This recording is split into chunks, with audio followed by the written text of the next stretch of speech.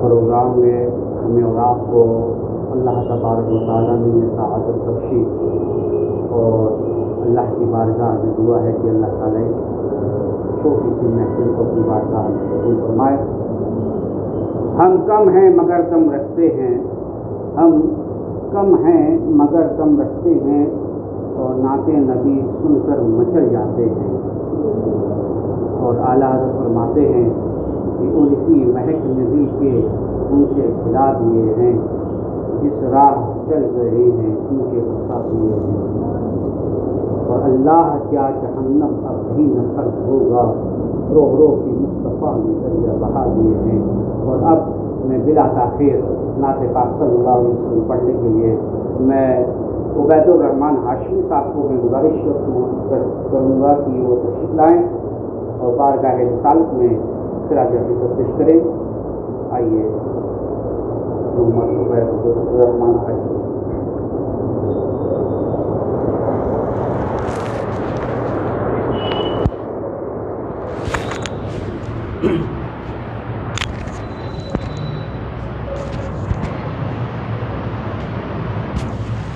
अस्सलामु अलैकुम वरहमतुल्लाहि वबरकातुहू।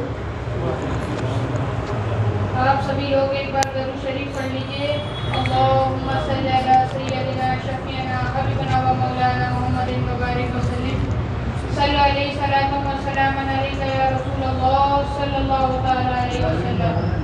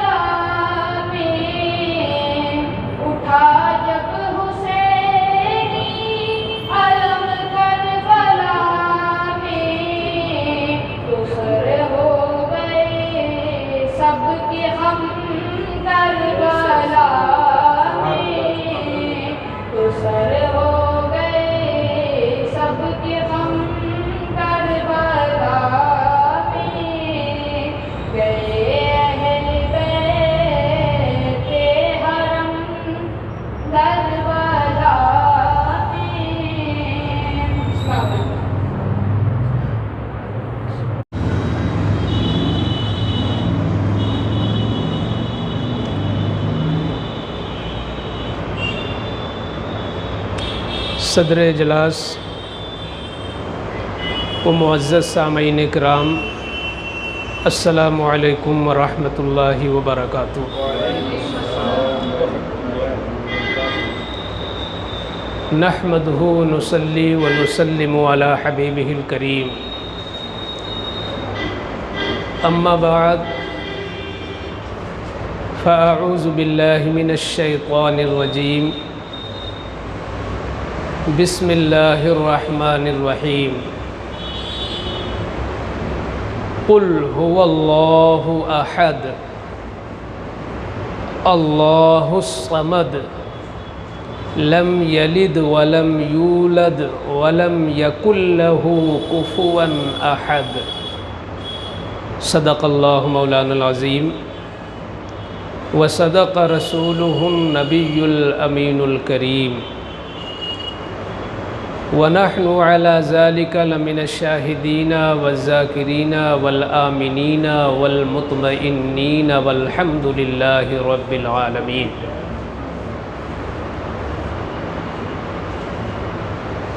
हुसूल बरकत के लिए इज्तिमाई तौर पर हम तमाम ग़ुलामान अहले बैत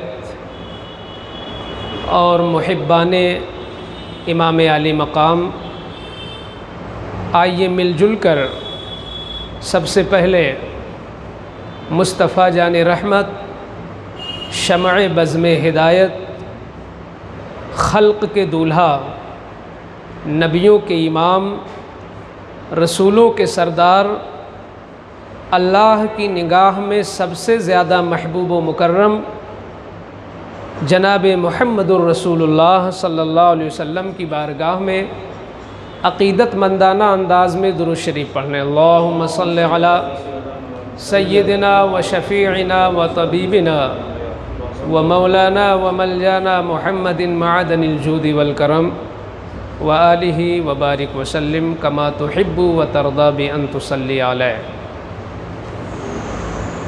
सबसे पहले मैं अपनी खुशबख्ती और सआदतमंदी तसव्वुर करता हूँ कि आज मुहर्रमुल हराम की पहली तारीख़ मुकम्मल होने पर मैं उन हस्तियों का ज़िक्र करने का हसीन मौका पा रहा हूँ जिनकी सनाखानी और जिनकी तारीफ़, जिनकी मदहो सताइश मखलूक ने क्या, खालिक ने ख़ुद कुरान में फ़रमाई है। और आप पोस्टर में देख चुके हैं कि ये बड़ी कदीम यादगार है। मैं सबसे पहले बानी इजलास की रूह के लिए दुआ करता हूँ कि अल्लाह ताला उनके दर्जात को मज़ीद बुलंद फरमाए और इन तमाम ज़िक्र व अज़कार का सवाब उन्हें अता फरमाए। आप हज़रात की ये मुखलिसाना जिद्दोजहद और मोहब्बताना अंदाज़ मेरे लिए तमाम तर तकालीफ़, परेशानियाँ बिल्कुल ही एक आराम की शक्ल में महसूस हो रही हैं। और ये बहुत ही सआदतमंदी की बात है कि अहले बैत का ज़िक्र उन अफराद के दरमियान में कर रहा हूँ जिनका सिलसिले नसब भी उन मुक़द्दस हस्तियों से मिलता है और जिनकी वफ़ादारी, जिनकी जानिसारी और जिनकी मोहब्बत उनकी ज़िंदगी से झलकती है। अल्हम्दुलिल्लाह, हम चूँकि अल्लाह के बंदे हैं, अल्लाह ने हमें पैदा फरमाया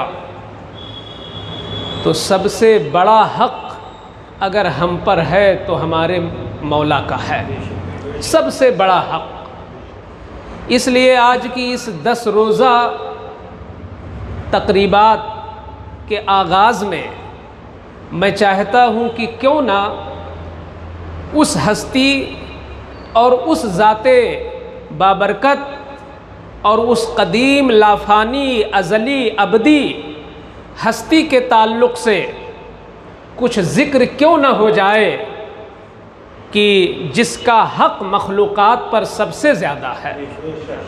तो इस एतबार से आज मैंने कुरान हकीम की उस जामिअ सूरत का इंतखाब किया है जिसमें अल्लाह ताला ने अपनी ज़ात और अपनी सिफ़ात का ऐसा जामिअ बयान फरमाया है कि मुफस्सिरीन लिखते हैं कि अगर इस आयत करीमा पर रिसर्च हो जाए, इस सूरत करीमा पर अगर रिसर्च हो जाए और वो उलमा जो दुनिया में पाए जाते हैं या पाए गए, अगर वो अपने इल्म के एतबार से इस सूरत का मफ़हूम और माना बयान कर दें तो इल्म का एक बहुत बड़ा दफ्तर तैयार हो जाएगा सिर्फ इस सूरत करीमा के अंदर। अल्लाह ताला ने क्या आगाज़ कहाँ से फरमाया? कुल हुवल्लाहु अहद। कुल का माना होता है तुम फरमा दो, तुम कह दो। तो जाहिर सी बात है यहाँ मुखातब कौन है? यहाँ वही ज़ात मुखातब है जो कुल कायनात में अल्लाह को सबसे ज़्यादा महबूब है। अल्लाह ने मुस्तफ़ा जान रहमत सल्लल्लाहु ताला अलैहि वसल्लम को यहाँ मुखातब किया और फरमाया कुल, आप कह दो, हुवल्लाहु अहद, अल्लाह एक है, अल्लाहुस समद, अल्लाह बेनियाज है। बेनियाज का मतलब कि जिसको कभी भी किसी हाल में, किसी सूरत में, किसी गैर की कोई ज़रूरत ही महसूस ना हो और सबको उसकी ज़रूरत महसूस हो, दुनिया उसकी मोहताज हो और वो एक लम्हा के लिए किसी हाल में, किसी शक्ल में वो किसी का मोहताज ना हो, उसको कहते हैं समद, बेनियाज। तो अल्लाह ने फरमाया महबूब तुम ऐलान कर दो कि अल्लाह समद है, यानी वो बेनियाज है। लम यलिद, लम यलिद, उसकी कोई औलाद नहीं है, वो किसी का बाप नहीं है, वो किसी का बाप नहीं है। वलम यूलद, और ना वो किसी का बेटा है, न वो बाप है किसी का और ना वो किसी का बेटा है। वलम यकुल लहू कुफुवन अहद, और पूरी कायनात में उसका हम पल्ला, उसका हमसर कोई है ही नहीं। ये मुख्तसर सी सूरत करीमा है, लेकिन बाज़ सहाबे कराम के ताल्लुक़ से मैंने सुना कि वो अक्सर नमाज़ों में इसी सूरत को पढ़ते। तो छोटी सूरत है, बारगाह रसालत में उनका मुकदमा पहुंचा, किसी ने शिकायत की कि फ़ला सहाबी हैं जो अक्सर नमाज़ों में छोटी सूरत पढ़ते हैं, सूरह इखलास। तो हुजूर ने उनको तलब फरमाया और इरशाद फरमाया तुम इस छोटी सी सूरत को बार बार क्यों पढ़ते हो, वजह क्या है? तो अर्ज़ करते हैं अल्लाह के रसूल, जिस सूरत में अल्लाह ने अपनी ज़ात, अपनी सिफ़ात का पूरा बयान भर दिया हो, मुझे पसंद है कि बार बार मैं वो सूरत को पढ़ता रहूं। करे और जानबूझकर कर दिया तो फिर नमाजी नहीं होगी। ये सिर्फ सूरह फातिहा के लिए, बकिया कोई भी सूरत आप चाहो 10 बार पढ़ लो। तो इसलिए उसी सहाबी को वो दलील बनाते हैं कि जब उस सहाबी को वो सूरत बहुत पसंद है तो हम गुलामे सहाबा हैं, हमें भी ये सूरत बहुत पसंद है। तो मज़मून के एतबार से ये सूरत बहुत बड़ा समंदर का नाम है। ये सूरत कब उतरी, इसका पस मंज़र क्या है, किस माहौल में अल्लाह ने इस सूरत को मुस्तफ़ा की बारगाह में भेजा और जिब्रील ने सुनाया, वो माहौल क्या था। तो मुफस्सिरीन ने लिखा है कि मुशरिकीन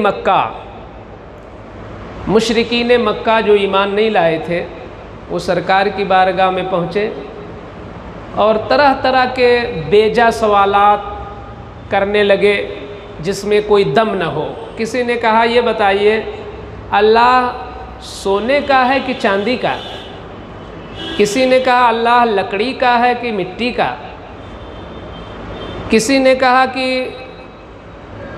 वो किसका बाप है, वो किसका बेटा है। इस किस्म के सवालात जब हुए तो अल्लाह की तरफ से ये आयत करीमा उतरी कि ये मुकम्मल मज़मून सुना दो अहले मक्का के सामने कि अल्लाह तो एक है।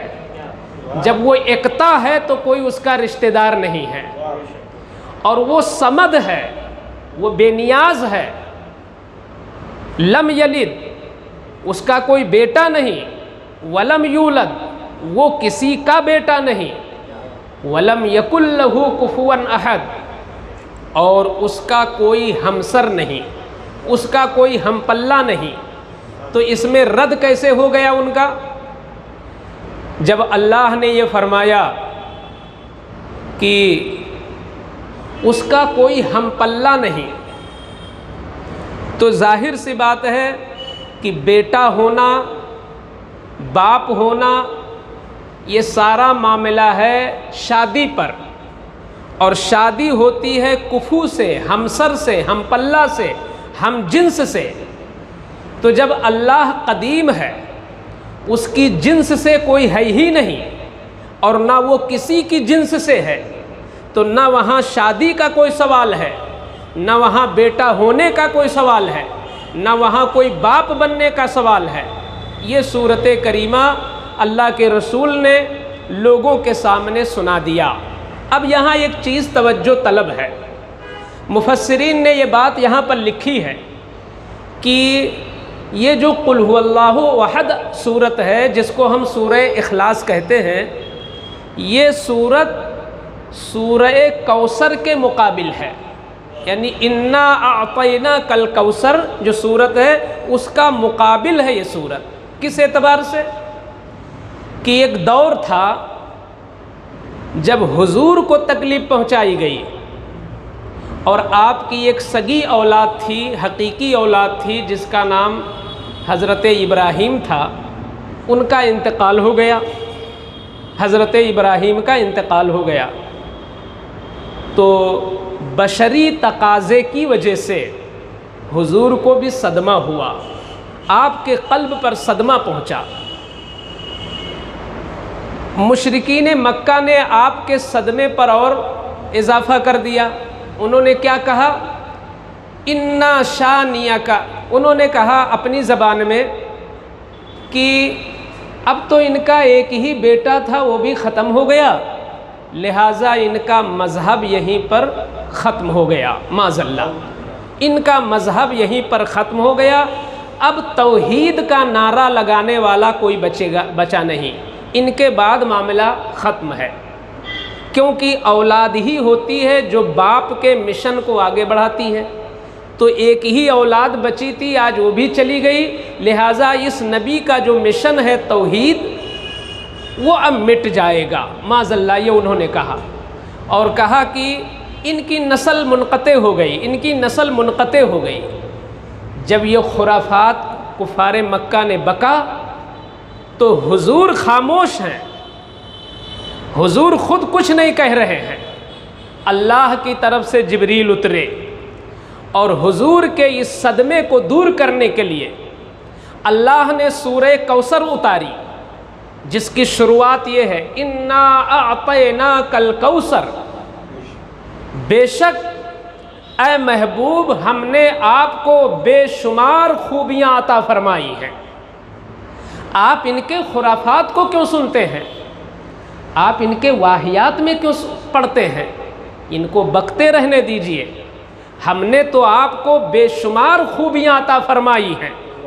न आपकी रिसालत का कोई जवाब है, न आपकी नबूवत का कोई जवाब है, न आपके अखलाक का कोई जवाब है, न आपके इल्म का कोई जवाब है, न आपके किरदार का कोई जवाब है, न आपकी ताकत व इख्तियार का कोई जवाब है, न आपके इल्म का कोई जवाब है, न आपके अमल का कोई जवाब है। आप दुनिया में भी सरदार हैं और क़यामत के दिन भी सरदारी का झंडा आपके हाथ में होगा। तो ऐ महबूब हमने आपको कौसर, आला हज़रत ने ही तर्जुमा किया है कौसर का कि हमने तुमको बेशुमार खूबियाँ अता फरमाई। अब उनकी खूबियों को आप गिनते रहें, न उनके हुस्न का कोई जवाब, न उनके इल्म का कोई जवाब, न उनके तक़वा का कोई जवाब। हर एतबार से सबसे आला व अरफा, बल्कि हकीकत ये है कि सब नबियों को, सब रसूलों को, सब पैगंबरों को जितना कुछ अता हुआ वो तन्हा मुस्तफ़ा को अता हो गया। फिर आगे अल्लाह ने फरमाया फसल्लि लिरब्बिका वन्हर, लिहाजा अपने रब के लिए नमाज पढ़िए और क़ुरबानी भी कीजिए। यहाँ एक मसला और हो गया। कुछ लोग पूछते रहते हैं क्या क़ुरबानी का ज़िक्र कुरान में है? क्या क़ुरबानी का ज़िक्र क्या कुरान में है? तो आज वो भी मसला जहन में बिठा ले कि हाँ, क़ुरबानी का हुक्म तो कुरान में भी है। फसल्लि लिरब्बिका वन्हर, अपने रब के लिए नमाज पढ़िए, यानी नमाज ईद, और फिर क़ुरबानी कीजिए। इन्ना शानियका हुवल अबतर, बेशक नस्ल जो ख़त्म हुई है वो आपके दुश्मनों की ख़त्म हुई है। ये जवाब आखिर जुमला में है। जो इल्ज़ाम मुस्तफ़ा पर, जो सदमा मुस्तफ़ा को पहुँचाया था दुश्मनों ने, गुस्ताखों ने, वो जवाब रब्बुल इज़्ज़त अता फरमा रहा है। उन्होंने कहा था तुम्हारी नस्ल मुनक़ते हो गई, तुम्हारा मज़हब ठहर गया, तुम्हारा मिशन बंद हो गया और तुम्हारा यहाँ से नाम लेवा कोई नहीं रहा, तुम्हारे मिशन को फैलाने वाला कोई नहीं रहा। तो रब्बुल इज़्ज़त क्या कह रहा? इन्ना शानिअका हुवल अबतर। अबतर का माना होता है जिसकी नस्ल ख़त्म हो गई हो, और शानी का माना है दुश्मन। तो अल्लाह फरमाता है बेशक आपके दुश्मन की नस्ल मुनक़ते होगी, आपकी नस्ल मुनक़ते नहीं होगी। क्या मतलब? यहाँ पर मुफस्सिरीन ने लिखा है कि माना इसका ये है कि आपकी हकीकी औलाद दुनिया से चली गई, उसमें अल्लाह की हिकमत है, उसमें अल्लाह की मसलहत है, लेकिन नस्ल आपकी मुनक़ते नहीं होगी, क्योंकि ऐ महबूब आपकी सुलभी औलाद, आपकी हकीकी औलाद अगरचे दुनिया से चली गई, मगर आपकी रूहानी औलाद क़यामत तक दुनिया में रहेगी। कभी बगदाद में गौसुल आज़म की शक्ल में, कभी अजमेर में ख्वाजा गरीब नवाज की शक्ल में, कभी किछौछा में मखदूम सिमना की शक्ल में, कभी बहराइच में सैयद सालार की शक्ल में, कभी लखनऊ में शाह मीना की शक्ल में। ये जो सादात कराम के मुक़द्दस मज़ारात हैं, ये हुजूर की रूहानी औलादें हैं और ये हुजूर ही का पैगाम नशर कर रहे हैं, ये हुजूर ही का पैगाम नशर कर रही हैं। तो इसलिए अल्लाह ने फरमाया आपकी नस्ल मुनक़ते नहीं है, नस्ल तो उन दुश्मनों की मुनक़ते होगी। आपकी रूहानी औलाद आपका मिशन दुनिया में हमेशा फैलाती ही रहेगी। अब यहाँ पर मैं चाहता हूँ कि अल्लाह एक है, ये तो हम सबका अक़ीदा है, ईमान है, हम मानते हैं। उसके लिए आयतें हैं, जैसे ख़ुद जब अल्लाह ने साफ साफ फरमा दिया अल्लाहु अहद हुवल्लाहु अहद, अल्लाह एक है, तो अब इससे आगे हमारे लिए कोई दलील नहीं कि ख़ुद अल्लाह ने कुरान में साफ साफ कह दिया कुल हुवल्लाहु अहद।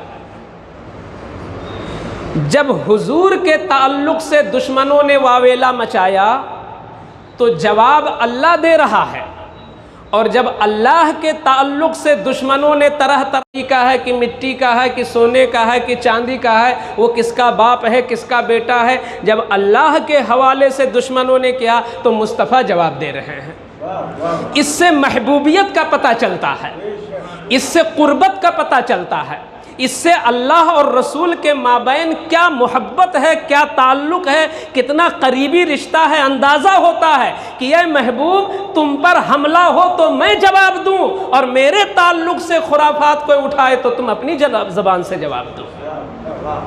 इसीलिए फरमाया कि सूरे कौसर का ये मुकाबिल है। सूरे कौसर में हुजूर के ताल्लुक़ से जवाब है, और सूरह इखलास में अल्लाह की ज़ात के ताल्लुक़ से जवाब है। वहाँ हुजूर जवाब दे रहे हैं, यहाँ अल्लाह जवाब दे रहा है। इसीलिए तो आला हज़रत ने फरमाया है, मैं तो मालिक ही कहूँगा कि हो मालिक के हबीब, यानी महबूबो मुहिब में नहीं मेरा तेरा, एक हैं, यानी महबूबो मुहिब में नहीं मेरा तेरा।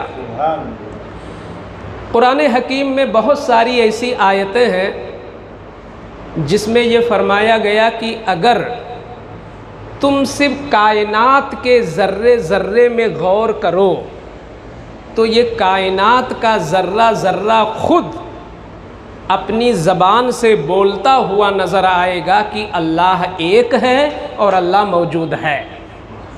यहाँ तक कि एक इंसान अगर अपनी ज़ात में भी गौर करे तो उसका अंग अंग बताता है कि अल्लाह एक है और अल्लाह मौजूद है। कैसे? मसलन एक आयत में पढ़ता हूँ, वफ़िल अर्दी आयातुल लिल मूक़िनीन, इस ज़मीन में यकीन रखने वालों के लिए निशानियाँ मौजूद हैं इस ज़मीन में। वफ़ी अनफुसिकुम, और ख़ुद तुम्हारी ज़ात में निशानियाँ मौजूद हैं। अफला तुबसिरून, क्या तुम देखते नहीं हो? अब क्या है वो निशानियाँ, ज़रा गौर करो। इंसान के ऊपर गफलत का पर्दा पड़ा हुआ है, वरना हर इंसान की तबीयत में, उसके क़ल्ब में, उसके दिल में अल्लाह को एक मानने की सलाहियत मौजूद है, मगर सोहबत बद, माहौल, कुफ्र शिर्क का दौर दौरा, ये सारी चीज़ें होती हैं जो पर्दा डाल देती हैं, वरना खुद उसके क़ल्ब में तौहीद यानी अल्लाह को एक मानने की सलाहियत मौजूद है।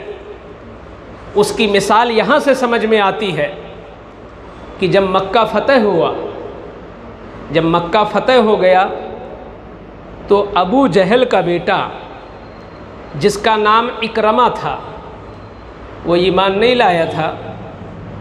तो मक्का फ़तह हुआ तो वो जद्दा की तरफ भागा और कश्ती पर बैठा, समंदरी रास्ते से जद्दा की तरफ चला। जैसे ही बीच समंदर में कश्ती पहुंची तो तूफ़ान ने घेर लिया उसको। जब तूफ़ान ने घेरा तो उसने अपने माबूदों को आवाज़ दिया। तो जब माबूदों में कुछ दम हो तभी तो मदद आए। उसने माबूदों को खूब पुकारा, मगर मौत की तरफ बढ़ता जा रहा था। सितारों को पुकारा, सूरज को पुकारा, सबकी दुहाई दी, मगर कोई मदद न मिली।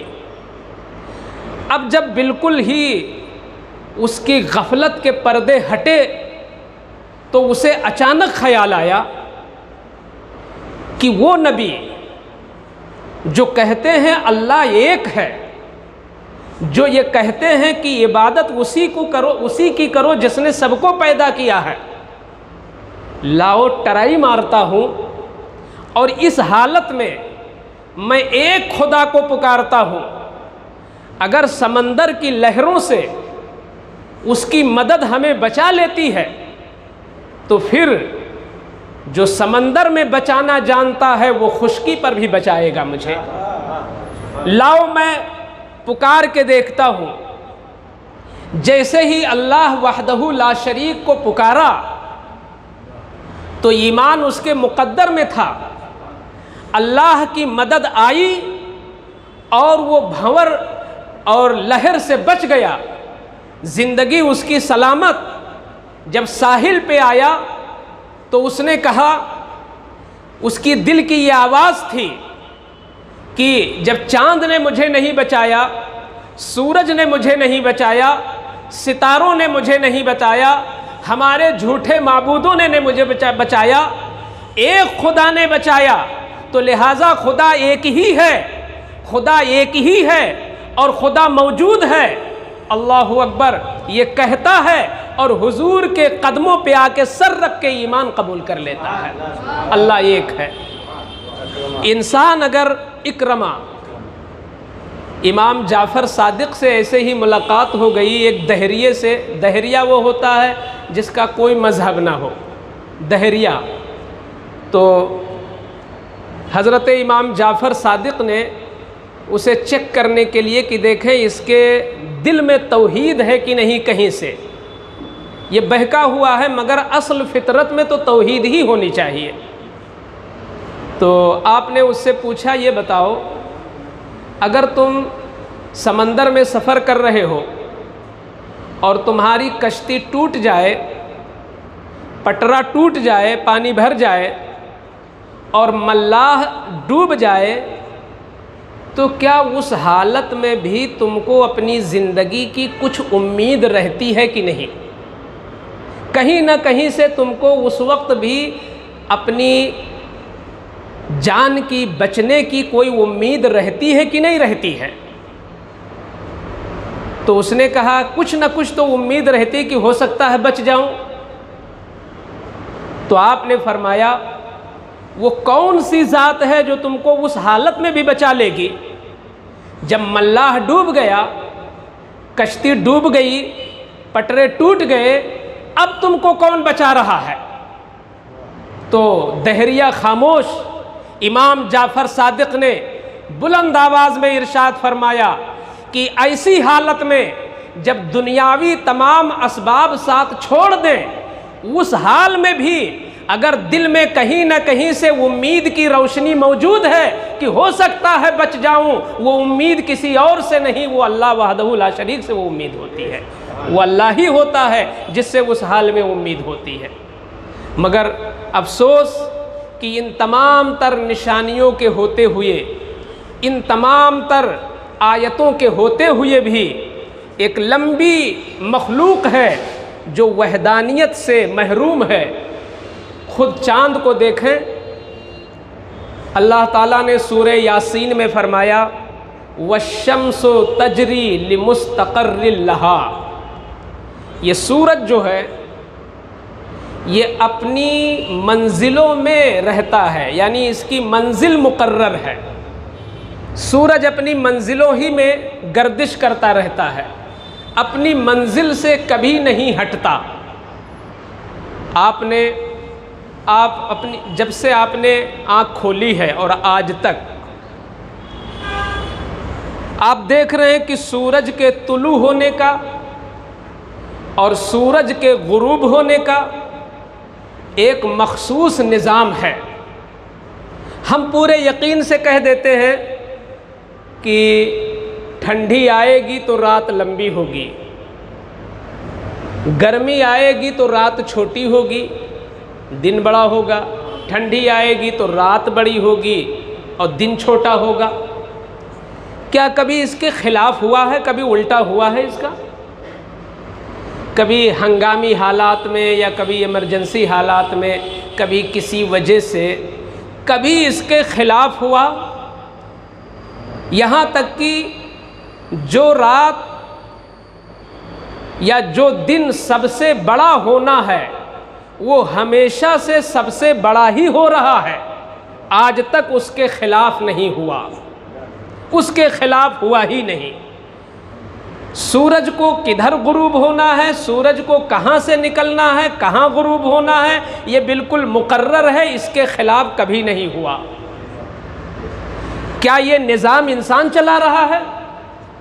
मैं पूरे दावे के साथ कह सकता हूँ, इंसान का उसूल कितना भी मजबूत हो जाए, इंसानों का बनाया हुआ निज़ाम कितना भी मुअस्सिर हो जाए, मगर कभी ना कभी उसमें खलल ज़रूर होता है।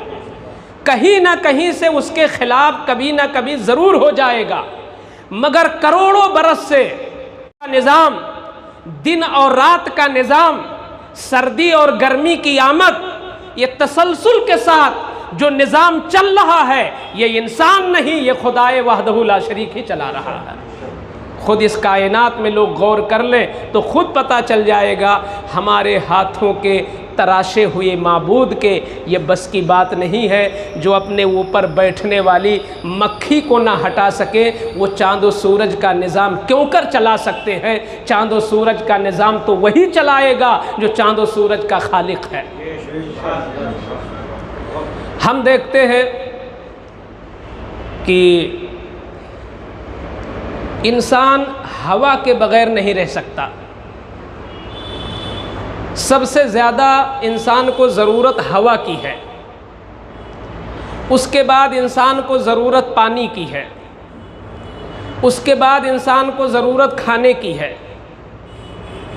अल्लाह कैसा हकीम मुतलक है और कैसा रहमान और रहीम है कि जिस हवा के बग़ैर इंसान 1-1.5 मिनट से ज़्यादा जी नहीं सकता, उस हवा को अल्लाह ने इतनी सस्ती कर दिया, इतनी सस्ती कर दिया, इतनी सस्ती कर दिया कि अगर दुनिया का बादशाह जितनी हवा पाता है, दुनिया का सबसे गरीब इंसान उतनी ही हवा पाने का हक रखता है। ये अल्लाह का निज़ाम नहीं तो क्या, ये हमारे पत्थरों का निज़ाम है, ये लकड़ियों का निज़ाम है, ये खुद दरख्तों का निज़ाम है? नहीं, ये निज़ाम वहदहू ला शरीक का है, अल्लाह का बनाया हुआ ये निज़ाम है। आप देखते हैं कि कोई चमन है, आपने एक बागीचा बनाया अपने आंगन में, उसमें किस्म किस्म के फूल लगाए, किस्म किस्म का फूल लगा हुआ है। सूरज एक ही है, चांद एक ही है, सितारे वही हैं, उसी सूरज की गर्मी और उसी चांद की चांदनी से इनके अंदर नशो नुमा हो रही है, इनकी बढ़ोतरी हो रही है, मगर सबका जायका अलग, रंग अलग, उनके असरात अलग, जिस्म पर उनके असरात अलग अलग, उनकी खुशबू अलग अलग। मैं सोचने लगा कि अगर सूरज की वजह से होता तो सबका असर एक होता, सबका रंग एक होता, सबका जायका अलग होता, मगर उसी सूरज की गर्मी से किसी फूल का रंग कुछ और है, किसी फूल का रंग कुछ और है, किसी का जायका कुछ और है, किसी का जायका कुछ और है। तो ये हकीकत में सूरज काम नहीं कर रहा है, सूरज का खालिक यहाँ काम कर रहा है। हुजूर ने इरशाद फरमाया, कुन तो कंज़म मख्फिया फ़खुलिक़्तु मुहम्मदा। ये हदीस कुदसी है। हदीस कुदसी का मतलब ये होता है कि वो फरमान अल्लाह का हो और हुजूर की ज़बान इस्तेमाल हुई हो, ज़बान हुजूर की हो, फरमान अल्लाह का हो, अल्लाह की बात को हुजूर ने कह दिया हो। तो हुजूर ने फरमाया कि अल्लाह कहता है कि मैं एक छुपा हुआ ख़जाना हूँ, मैं एक छुपा हुआ ख़जाना था, तो मैंने चाहा कि मुझे पहचाना जाए, मेरी मारिफत हो, लोग मुझको जाने, तो मैंने इस काम के लिए मोहम्मद को पैदा कर दिया। इन्हीं से मेरी मारिफत आगे बढ़ी। हुजूर सल्लल्लाहु ताला अलैहि वसल्लम को अल्लाह ने भेजा, दूसरे नबियों को भेजा, अल्लाह ने किताबें भेजी। ये सारी चीज़ें किस लिए अल्लाह ने इंतज़ाम किया? ये इंतज़ामात अल्लाह ने इसलिए किया कि कोई गुमराही में न रह जाए। अल्लाह की मशीयत थी, अल्लाह चाहता था कि लोग गुमराही से निकल लें और अल्लाह की मारिफत उन्हें हासिल हो जाए। इसीलिए उसने एक नहीं 1,24,000 कमोबेश नबियों को भेजा, बहुत सारे सहीफ़े उतारे, बड़ी बड़ी किताबें भेजी, मगर जिसके मुक़द्दर में थी वही लोग ईमान लाए। कुछ लोग जानते हैं कि शायद कायनात खुद ब खुद वजूद में आ गई, अगर खुद ब खुद वजूद में आती और कोई वहदहू ला शरीक न होता, कोई एक हस्ती न होती, तो आप खुद अपनी अक्ल से सोचें कि एक किसान जब मक्के का एक दाना ज़मीन के अंदर छुपा देता है, जब उसकी नर्म नर्म कोपल निकलती है उस दाने से, तो वो इतनी नर्म और इतनी कमज़ोर होती है कि अगर 6 महीने के बच्चे का भी हाथ ऐसे पड़ जाए तो मसल जाए। उसकी कोपल बड़ी नर्म होती है, 6 महीने के बच्चे का भी हाथ पड़ जाए तो वो टूट जाए, मसल जाए, ख़त्म हो जाए। लेकिन नीचे की जो जड़ है, ज़मीन चाहे जितनी सख्त हो, वो नर्म जड़ ज़मीन के अंदर जगह ले लेती है अपनी। आप ज़रा देखें, वही एक कोपल है कि ऊपर का हिस्सा एक शीरखार बच्चे का हाथ लगने से ख़त्म हो जाए, मगर नीचे का हिस्सा पत्थर की तरह सख्त ज़मीन के सीने को चीर कर अपनी जगह बना रहा है। ये ताकत कौन दे रहा है? ये सूरज और चांद का काम नहीं है, ये खुदाए वहदहू ला शरीक का काम है। खुद हम गौर करें, हमने कुरान पाक में पढ़ा एक जगह, शायद 14वां पारा है, अल्लाह ताला ने वहाँ पर दूध तो मुकम्मल ग़िज़ा है ना, मुकम्मल डाइट इसको कहते हैं। एक डॉक्टर साहब कह रहे थे कि अगर कोई ग़िज़ा आदमी न ले और सिर्फ दूध ले तो इंसान की बका रह सकती है और वो ज़िंदा रह सकता है, क्योंकि उसमें कुदरत ने इतनी ग़िज़ाइयत और इतनी चीज़ें पैदा कर दी हैं कि दूध ही आपके जिस्म की तमाम तर ज़रूरतों को पूरी करने की सलाहियत रखता है। इसीलिए अल्लाह ताला ने उस नेमत का तज़किरा 14वें पारे में किया है कि ए लोगों, जानवरों में गौर करो तो इन जानवरों में भी तुम्हारे लिए इबरत है, और तुम्हारे गुमराही से निकलकर हिदायत की राह पकड़ने की दलील खुद वहाँ पाई जाती है।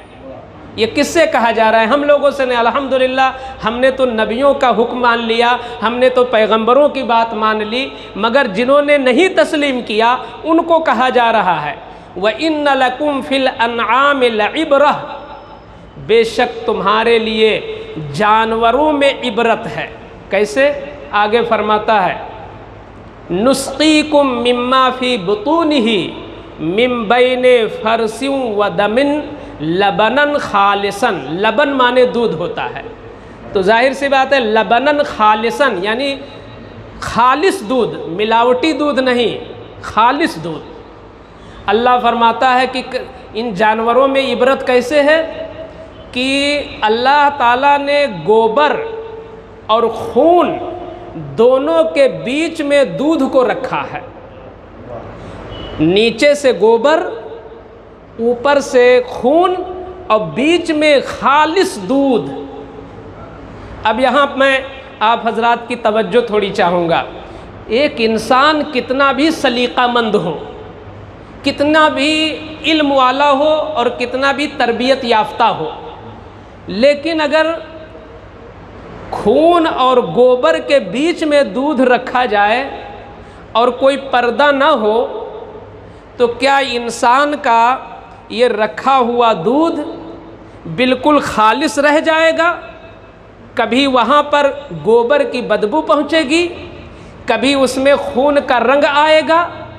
मगर आप पूरी दुनिया में सर्वे करके देख लो, कभी भी जानवरों से निकाले हुए दूध में आज तक न गोबर की बदबू आई, न खून का रंग आया।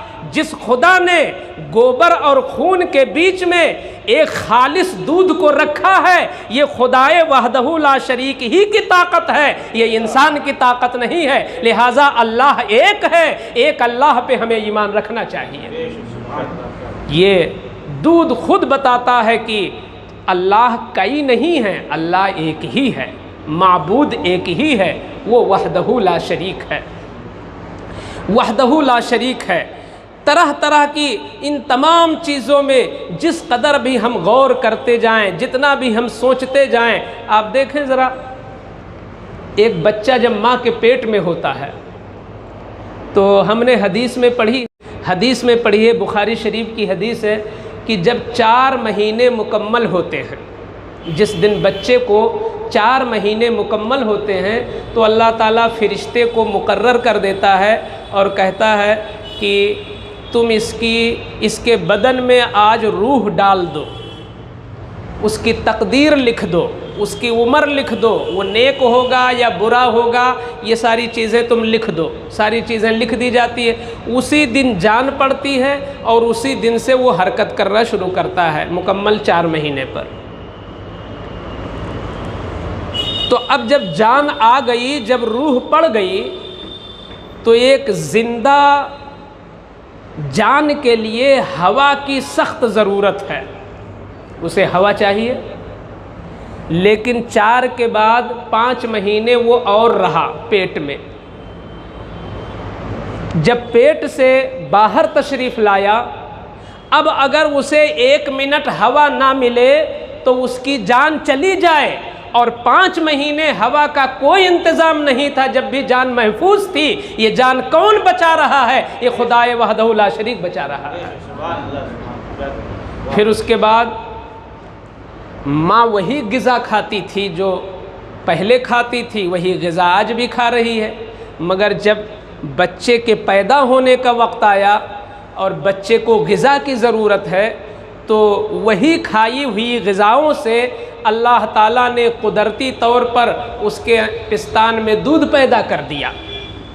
कोई अलग से चीज़ उसने शुरू नहीं किया, वही खाना पीना, वही दाल चावल, वही रोटी सब्ज़ी, वही सारी चीज़ें, मगर अल्लाह ताला के करम से दूध बनना शुरू हुआ, क्योंकि बच्चे को दूध की ज़रूरत है।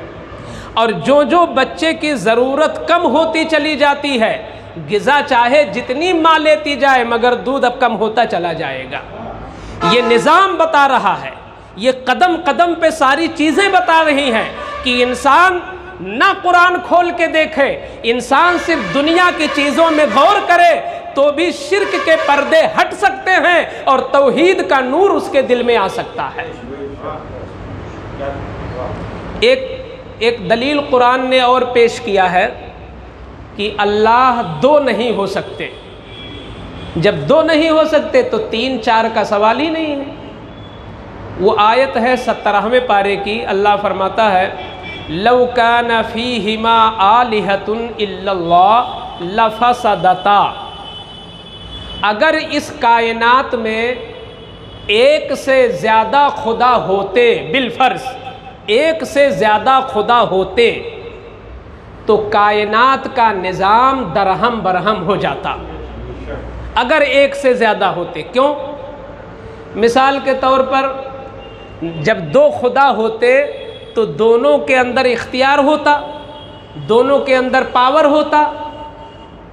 तो एक खुदा चाहता कि ज़ैद पैदा हो और एक खुदा चाहता कि ज़ैद पैदा ना हो।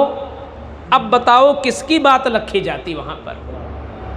ज़ैद से मुराद कोई भी बच्चा पैदा होना है। एक खुदा ने चाहा कि पैदा हो और एक खुदा ने चाहा ना हो। अब जब दोनों कादिर मुतलक हैं, दोनों फुल पावर हैं, तो किसकी बात रखी जाए, किसकी ना बात रखी जाए? लिहाजा हो ही नहीं पाता और कायनात का निज़ाम बिल्कुल फासिद हो जाता। लेकिन हम ये देख रहे हैं कि अल्लाह जो चाहता है करता है, इसका मतलब अल्लाह एक है। अब यहाँ पर कुछ लोग एतराज़ कर सकते हैं कि नहीं, दोनों खुदा इत्तेफाक कर लेते, दोनों खुदा इत्तेफाक कर लेते और बाइत्तेफाक राय ज़ैद को पैदा कर देते, या बाइत्तेफाक राय न पैदा करते। तो मैं कहता हूँ जहाँ इत्तेफाक मुमकिन है वहीं इख्तिलाफ भी तो मुमकिन है। अगर इख्तिलाफ होता तब क्या होता? वो तो वक्त है कि इत्तेफाक हो गया, लेकिन अगर इख्तिलाफ हो जाता किसी मैटर में 2 खुदाओं का, तो फिर क्या होता? कायनात का निज़ाम फासिद हो जाता। मगर कायनात का निज़ाम फासिद ना हुआ, इससे पता चलता है कि अल्लाह एक है, अल्लाह एक है। इसी तरीके से अगर दोनों इत्तेफाक कर लेते तो इत्तेफाक में ये होता है कि इन्होंने इनकी बात मान ली या इन्होंने इनकी बात मान ली। एक ने दूसरे की मान ली तभी इत्तेफाक होता है। तो जिसने मानी वो हुआ ताबे और जिसकी मानी गई वो हुआ मेन। तो जब दो खुदा होते और इत्तेफाक होता तो एक दूसरे की मानता, तो जो मानता वो तो नीचे हो जाता और जिसकी मानी जाती वो ऊपर होता। दो खुदा रह ही न जाते।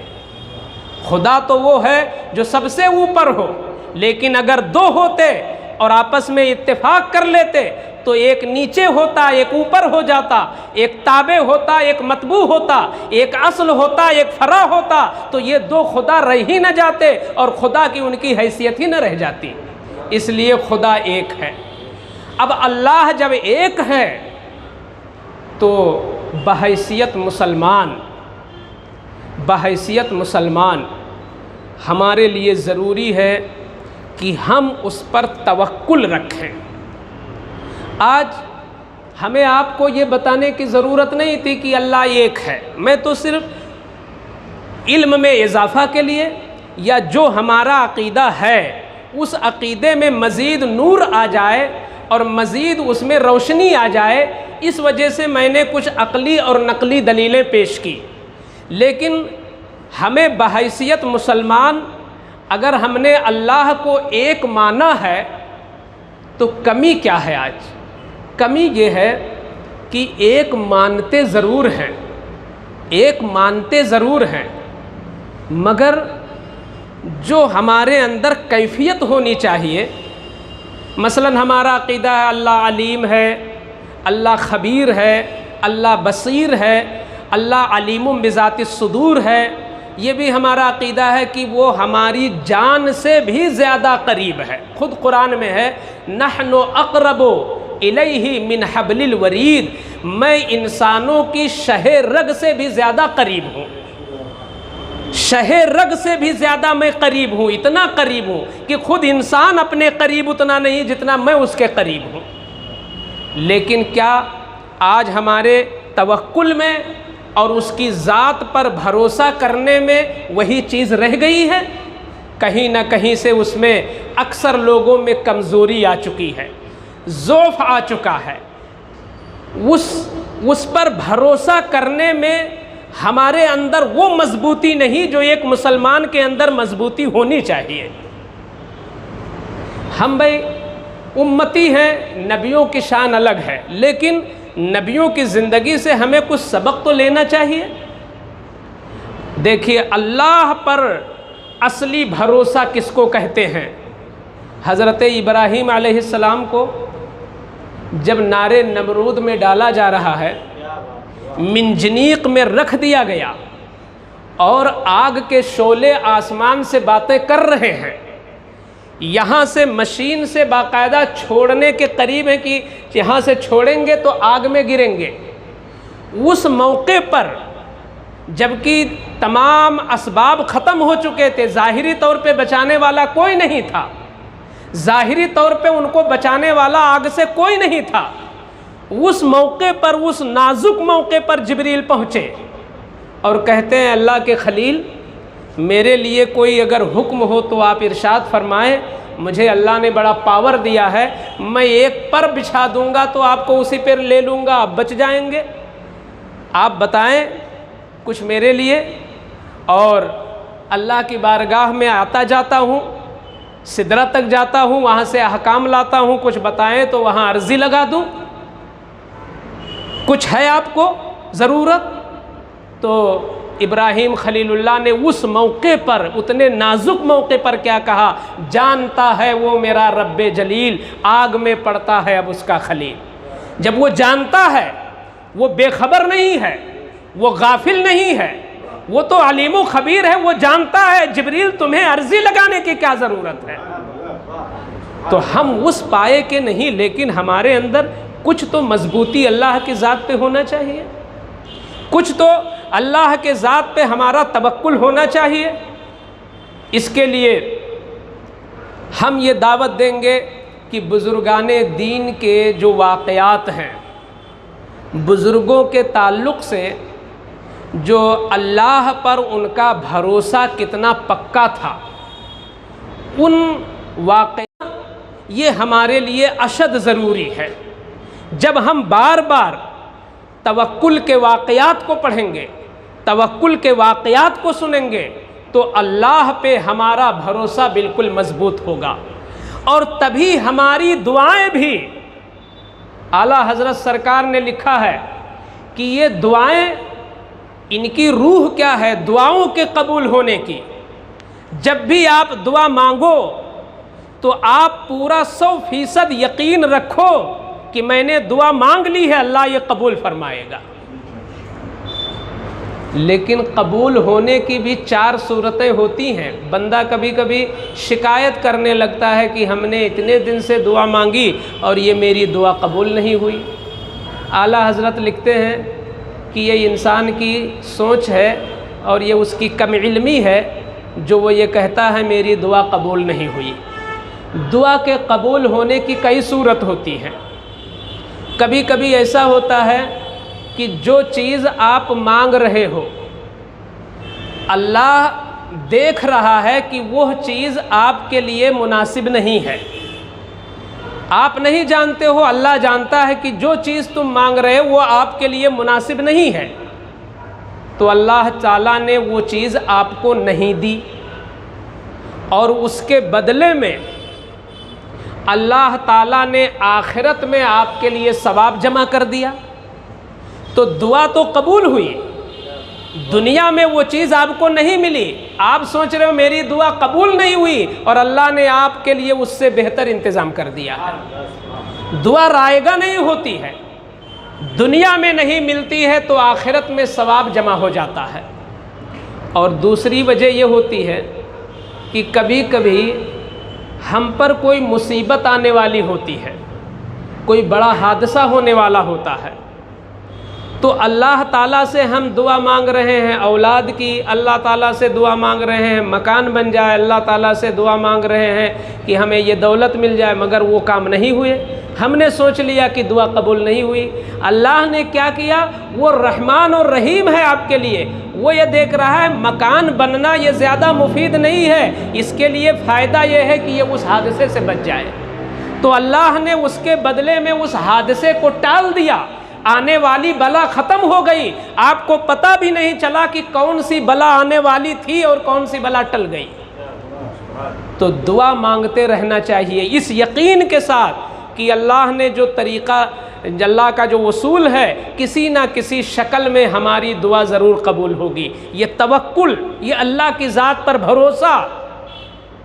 और हदीस में मैंने तो पढ़ा कि कल क़यामत के दिन जिन लोगों की दुआ दुनिया में कबूल नहीं हुई है, जब वो लोग क़यामत के दिन देखेंगे कि उसके बदले में तो हमको यहाँ बहुत बड़ा सवाब मिल रहा है, तब वो तमन्ना करेंगे कि काश मेरी दुआ दुनिया में कोई भी कबूल ना हुई होती और सब यही मुझे मिल जाता। ये हाल होगा। अगर ये चीज़ें हमारे सामने रहें तो शायद हम दुआ के मांगने से कभी हमें शिकायत का जज्बा अंदर ना पैदा हो, हम कभी महरूमी और मायूसी के शिकार ना हो। हम ये यकीन रखें कि जिस शक्ल में हमारे लिए बेहतर होगा, अल्लाह ने उस शक्ल में हमारी दुआ ज़रूर कबूल कर ली होगी। आप तदबीरें कर सकते हैं, आप तदबीरें करें। हुजूर इरशाद फरमाते हैं घोड़ा बांध दो और फिर अल्लाह पे भरोसा रखो। ये नहीं कि घोड़े को छोड़ दो, ऊँट को छोड़ दो और अल्लाह पे भरोसा कर लो, ये तरीक़ा सही नहीं है। ऊँट को पहले मजबूत रस्सी से बांध दो, फिर अल्लाह पर भरोसा रखो कि अल्लाह चाहेगा तो ऊँट बचेगा वरना गायब हो जाएगा। तो जो तदबीरें अपने से हो सकें वो तदबीरें अपना लेनी चाहिए। आज उसी तवक्कुल की कमी है। हमने तो ये 1.5-2 साल के अंदर बहुत सारे लोगों में देखा, अल्हम्दुलिल्लाह हम अहले ईमान और हम अहले इस्लाम और कौमों के मुकाबिल हमारा तवक्कुल कहीं ना कहीं से अल्लाह की ज़ात पर रहा, और जो कहीं के नहीं थे वो दर बदर वादियों में गुमराहियों में भटकते रहे। मगर इस सूरत हाल में अगर हमारे नुकसानात हुए, हमारी मईशत टूटी, हमारे कारोबार कमज़ोर हुए, ये सब अपनी जगह मुसल्लम है, ये दुनियावी नुकसानात सही, मगर मैंने खुद देखा कि कहीं ना कहीं से अल्लाह की तरफ लो और अल्लाह की तरफ तवज्जो और अल्लाह के तवक्कुल में इजाफा हुआ, तो इस एतबार से ये चीज़ें भी मुसलमानों के हक़ में रहमत बनकर साबित हो गई। यानी ये हादसे, ये बीमारियाँ, ये माहौल, ये कहीं ना कहीं से हमारे तवक्कुल में इजाफा कर रहे हैं कि हम ये देख रहे हैं कि करोड़ों का कमाने वाला, अरबों खरबों का मालिक, जब वक्त आ गया है तो उसका माल काम नहीं आया, उसकी तदबीरें काम नहीं आई, उसका तवक्कुल काम नहीं आया, उसका जो है उसके ताल्लुकात काम नहीं आए। बहुत बड़ा अरबपति भी उस हाल में ये देख रहा था और उसके दिल का ये जज्बा था कि बचाने वाली एक ही ज़ात है। अब ना यहाँ गैस बचा सकती है, ना यहाँ डॉक्टर बचा सकते हैं, ना यहाँ पे कोई दवा बचा सकती है, अब बचाने वाली एक ही ज़ात है। तो ये तवक्कुल हमारा हलहार में होना चाहिए। अल्लाह फरमाता है कुल हुवल्लाहु अहद, ऐ महबूब आप फरमा दो कि वो अल्लाह एक है। उस अल्लाह के एक होने पर अल्हम्दुलिल्लाह ये हुजूर का सदक़ा है, ये अहले बैत के घर की भीख है कि हम गरीबों को, हम कम नसीबों को अल्लाह ताला ने तौहीद हमारे हिस्से में रखी, हमने तौहीद पा लिया, हम मुवहिद हो गए। अब हम कल इंशाअल्लाह इस चीज़ पर रोशनी डालेंगे कि जब अल्लाह एक था तो अब उसके बाद ये रसूलों का जो सिलसिला दुनिया में जारी हुआ, इस रिसालत की ज़रूरत क्या थी? क्या ज़रूरत थी कि रसूलों को दुनिया में भेजा जाए और पैगंबर दुनिया में तशरीफ़ लाएं और लोगों को तबलीग करें? इसकी ज़रूरत क्या थी? तो इसी तकरीर को कहते हैं रिसालत पे तकरीर।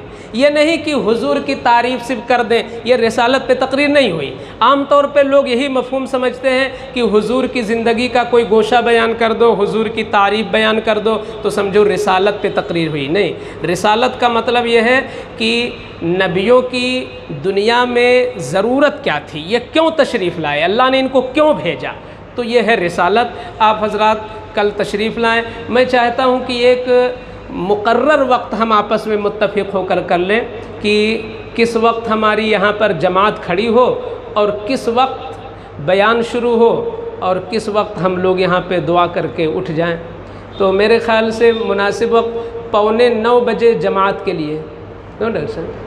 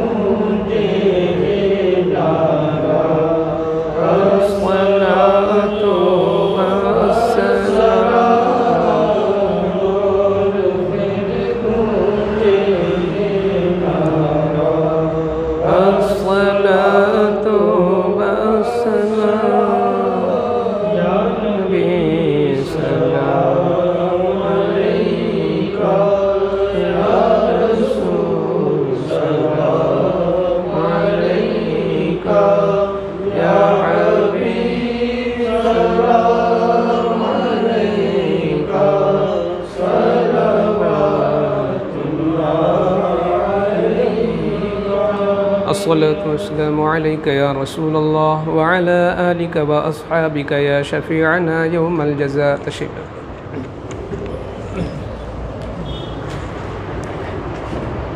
बिस्मिल्लाहिर्रहमानिर्रहीम। अल्लाहुम्मा सल्लि अला सय्यिदिना व मौलाना मुहम्मदिन मअदनिल जूदि वल करम व आलिहि व बारिक वसल्लम। या अरहमर राहिमीन या अरहमर राहिमीन या अरहमर राहिमीन।